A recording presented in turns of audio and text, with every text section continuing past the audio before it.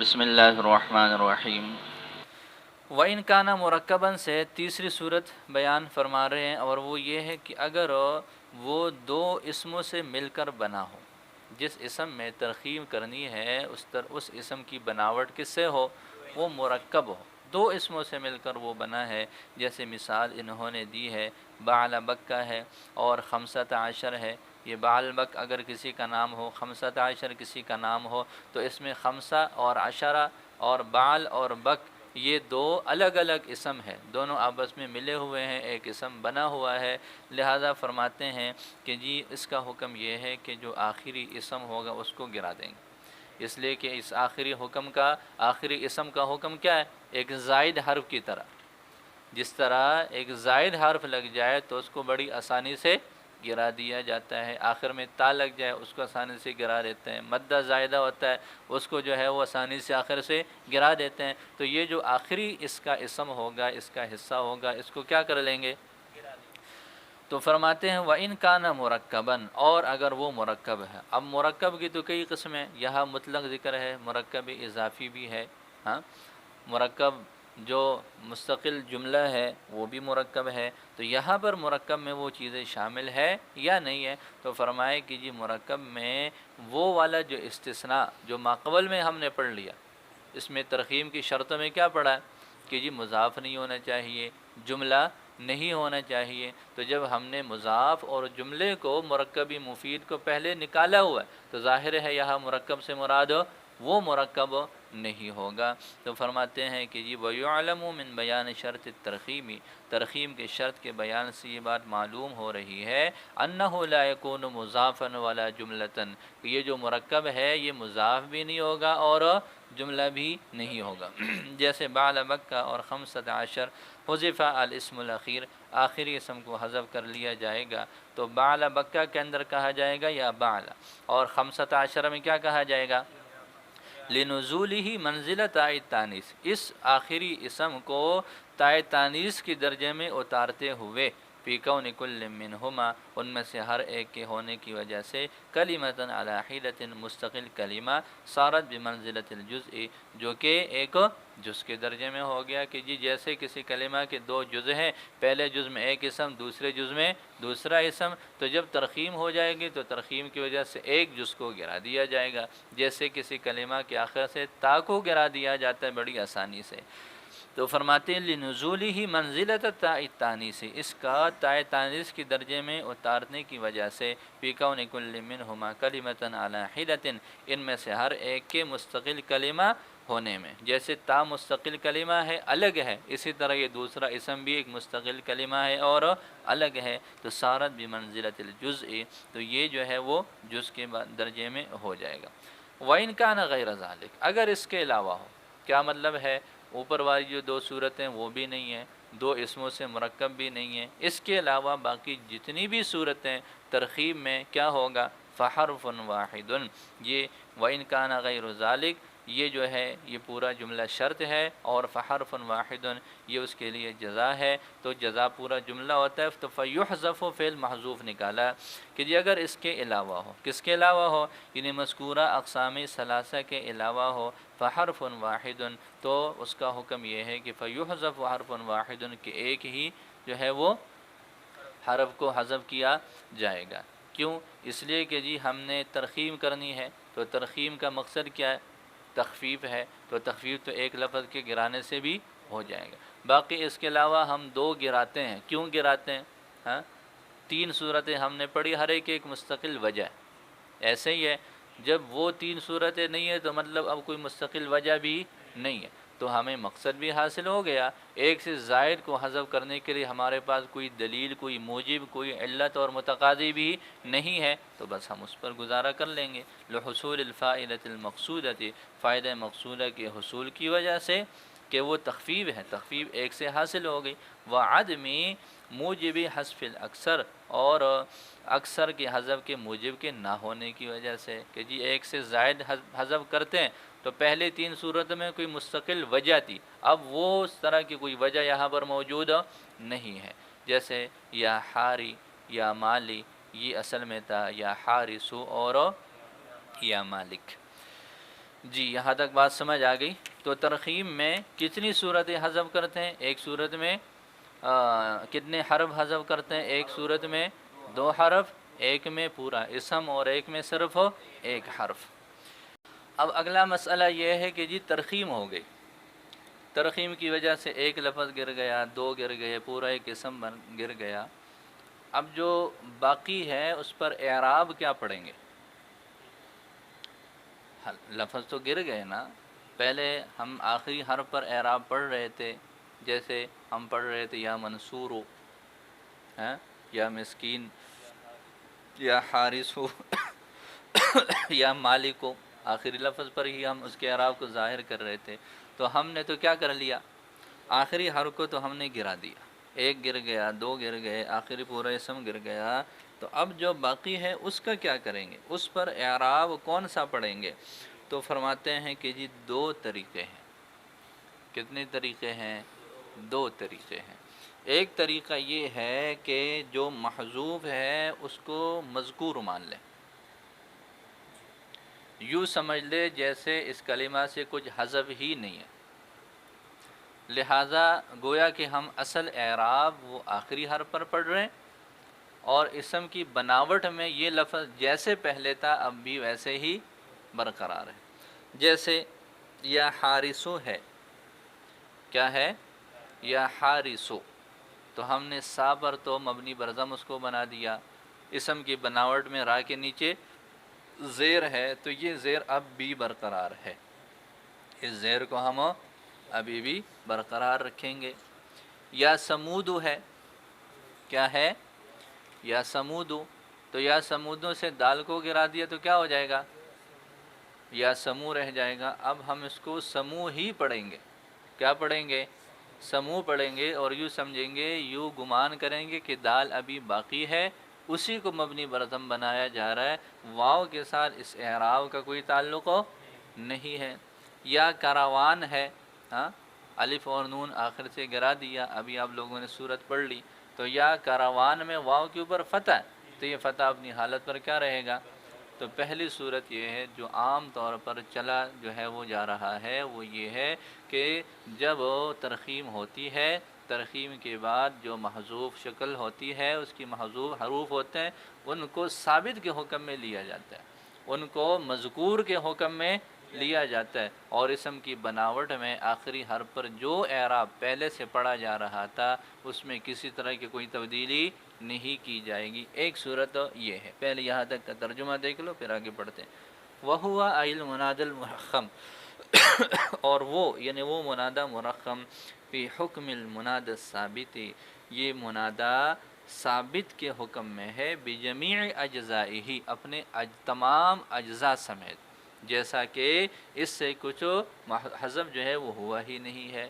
فیقال، پس یوں کہہ دیا جائے گا، یا حارثو، یا حارثوں میں کہا جائے گا، یا حاری، را کے بکسر الرائی، را کے کسرہ کے ساتھ، علی ما کان قبل ترخیم، اس را کے کسرہ پر جو کہ ترخیم سے پہلے جو کسرہ تھا اسی پر اس کی بقا ہے۔ یا سمودوں میں یا سمو پڑھیں گے، واوی متطرفہ بعد ضمۃ، ایسے واو کے ساتھ جو طرف میں ضمہ کے بعد واقع ہے۔ اور یا کاروان میں کیا کہیں گے؟ یا کاراوا کہیں گے، بواو متحرکۃ، واو متحرک کے ساتھ، بعد فتحۃ، فتحہ کے بعد۔ یہ کچھ وضاحت دی ہے، کیوں دی ہے؟ اگلی صورت میں اس کی وضاحت پڑھ لیتے ہیں۔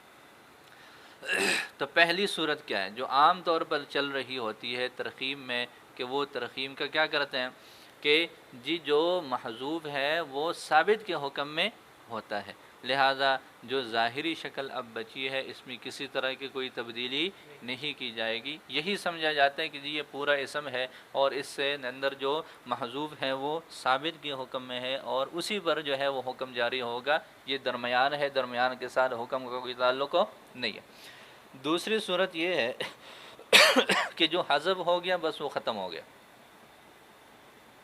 جو حذف ہو گیا وہ ختم ہو گیا، اب جو موجود ہے اس کا حساب کتاب کریں گے، جو گزرا سو گزرا، اب آگے کی فکر کریں گے اور اسی کا کیا کریں گے؟ حساب کتاب کریں گے۔ آپ کا حساب کتاب باقی ہے، وہ انشاءاللہ اپنے ٹائم پر آئے گا، تھوڑا سا درمیان میں مجھے شاید وقفہ کی ضرورت پڑے، اس لیے اس کی طرف ابھی توجہ نہیں ہے، ٹھیک ہے، حساب کتاب باقی۔ تو جو باقی گزرا وہ گزر چکا، اب اگلے کی سوچیں اور اگلا کریں۔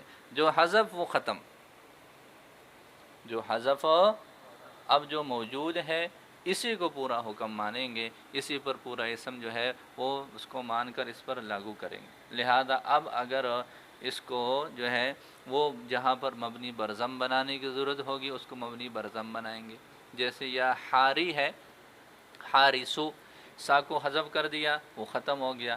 اب اس صورت کے مطابق اسم صرف حار ہے، اسم کیا ہے؟ حار ہے، تو حار کو کیا پڑھیں گے؟ یا حارو پڑھیں گے، کیا پڑھیں گے؟ یا حارو پڑھیں گے۔ یا مالکو ہے، مالکو، ہاں کاف کو گرا دیا، یا مالی رہ گیا، اب کیا پڑھیں گے؟ یا مالو۔ اسی طرح آگے بھی تبدیلی ہوگی۔ سمودو سے جب واو کو گرا، جس کو دال کو گرا دیا، سمودو سے جب کیا کر دیا؟ دال کو گرا دیا تو دال ختم ہو گیا، اب پورا اسم سمو رہ گیا، پورا اسم کیا رہ گیا؟ سمو رہ گیا۔ اور یہ ایک قاعدہ اور ضابطہ ہے، وہ یہ ہے کہ جب واو کلمہ کے آخر میں ضمہ کے بعد واقع ہو تو واو کو یا سے بدلتے ہیں اور اس کے ماقبل کے ضمہ کو کسرہ سے بدلتے ہیں، ماقبل کے ضمہ کو کسرہ سے بدلتے ہیں اور پھر یا کو واو کو یا سے بدل دیتے ہیں۔ تو لہٰذا اس ترتیب کے مطابق سمو میں واو کلمہ کے آخر میں ضمہ کے بعد واقع، تو کیا کر لیں گے؟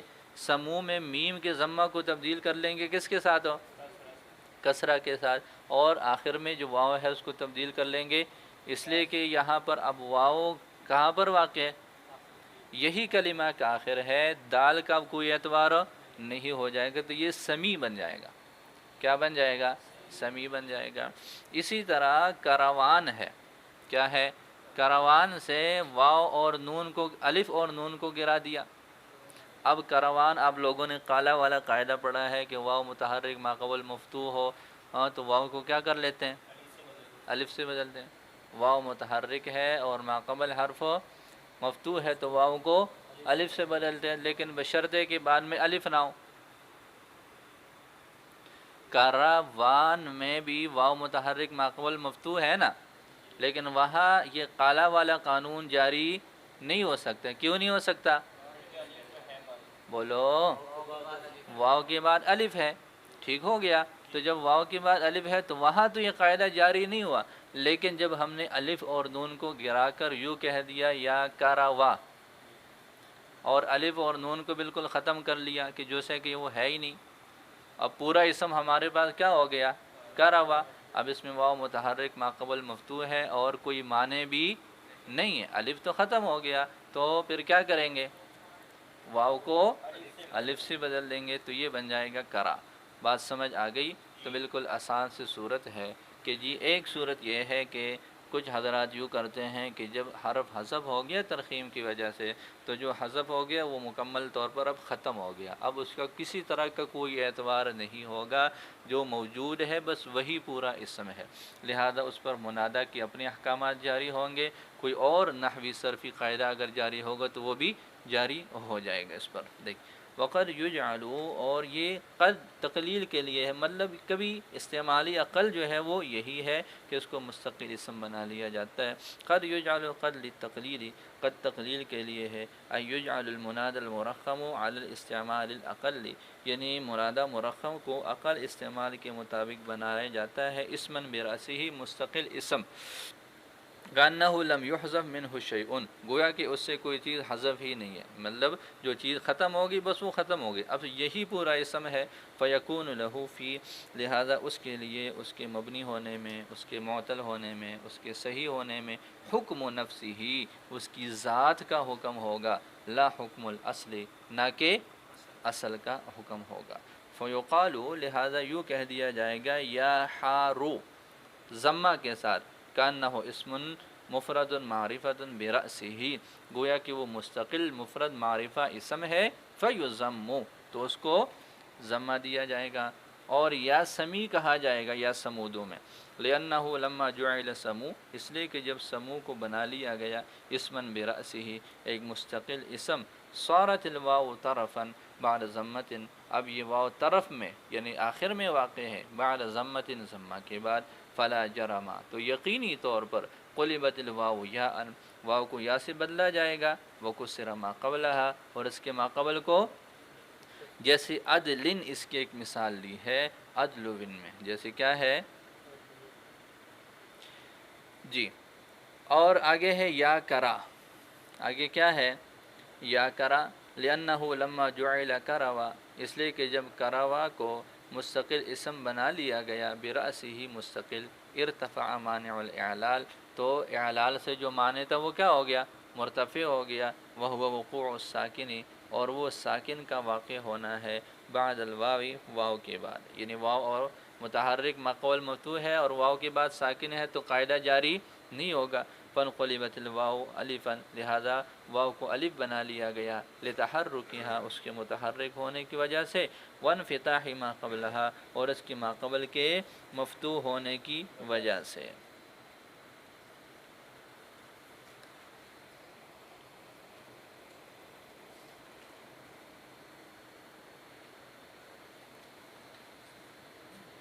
جی پتہ چلا؟